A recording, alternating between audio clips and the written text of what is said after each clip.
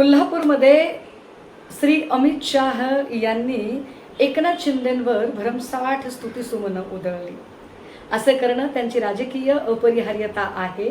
कारण अमित शहांना पंतप्रधान पदावर बसण्याची घाई लागलेली आहे.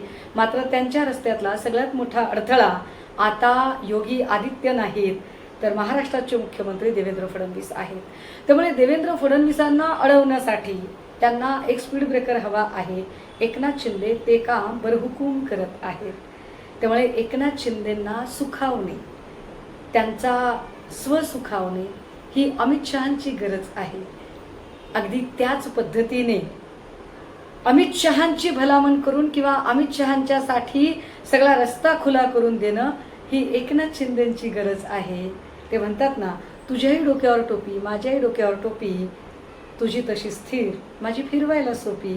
या न्यायाने दोघांचंही मस्त चाललंय.